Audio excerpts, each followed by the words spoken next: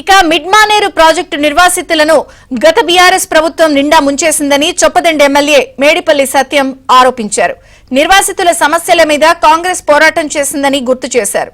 నిర్వాసితులకు మెరుగైన ప్యాకేజీతో పాటు యువతకు ఉపాధి అవకాశాలు కల్పిస్తామంటున్న మేడిపల్లి సత్యంతో మా ప్రతినిధి శ్రీనివాస్ ఫేస్ టు ఫేస్.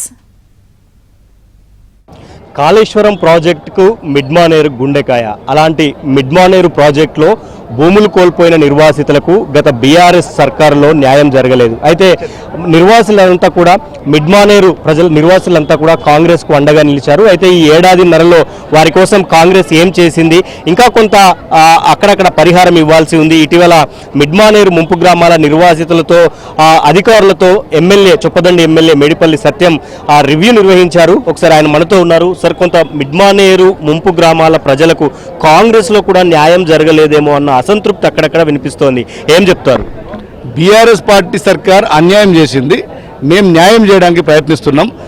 మా గౌరవ ముఖ్యమంత్రి రేవంత్ రెడ్డి గారు గతంలో ప్రతిపక్షంలో ఉన్నప్పుడు ఇదే మిడ్మానేరు నిర్వాసితుల కోసం ఇక్కడ ఒక రోజు ఉండి వంట వార్పులో పాల్గొని కాంగ్రెస్ పార్టీ ప్రభుత్వం వచ్చినాక మిడ్మానేరు నిర్వాసితుల సమస్యలు పరిష్కరిస్తామని చెప్పిండ్రు. దాంట్లో భాగంగానే మొట్టమొదటిసారి అసెంబ్లీ సమావేశాల్లో మిడ్మానేరు నిర్వాసితుల సమస్యల గురించి పర్సనల్గా నన్ను అడిగి ఆ రోజు మనం వచ్చినాం కదా, ఏమేమి సమస్యలు ఉన్నాయి నా దృష్టికి తీసుకురాని అని చెప్పగానే నేను, మా ఆది శ్రీనివాస్ గారు, పొన్నం ప్రభాకర్ గారు అందరం కూడా ముఖ్యమంత్రి రేవంత్ రెడ్డి గారికి వివరించడం జరిగింది.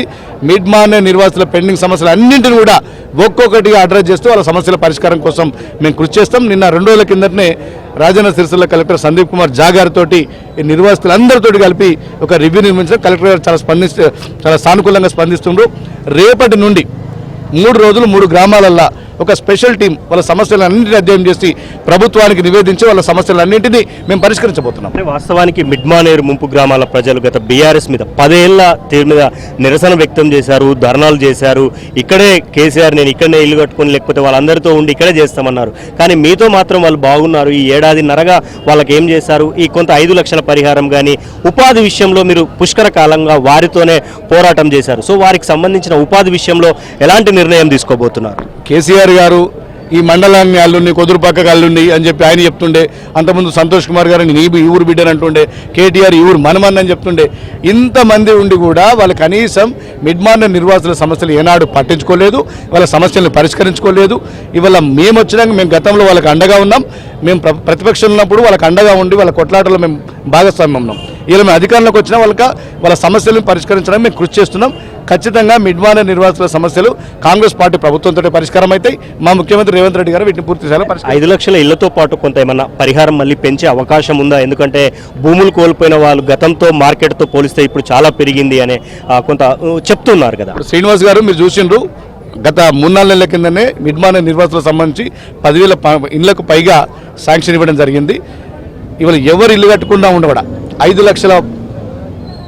లక్షల పరిమాణంతో వాళ్ళకి ఇల్లు కట్టించే బాధ్యత మేము తీసుకుంటున్నాం. ముఖ్యమంత్రి గారు చాలా క్లియర్గా ఉన్నారు. మన గతంలో మిడ్మానేరు నిర్వాసులకు హామీ ఇచ్చినాం, హామీని నిలబెట్టుకోవాలనే కృతనిశ్చయంతో ముఖ్యమంత్రి గారు ఉన్నారు. వాటి అన్నింటి కూడా మేము ఫుల్ఫిల్ చేస్తాం. ఇప్పుడు ఈ మిడ్మానేరు నిర్వాసులు కొన్ని ఇండస్ట్రీస్ కావాలన్నారు, జీవనోపాధి కరువైందన్నారు. వాళ్ళందరికీ ఇక్కడ ప్రతి గ్రామంలో కూడా కలెక్టర్ గారితో మనం మాట్లాడి డైరీ వాళ్ళు పెట్టించడం, ఇంకా వేరే పరిశ్రమలు తీసుకురావడం కూడా కృషి చేస్తా ఉన్నాం.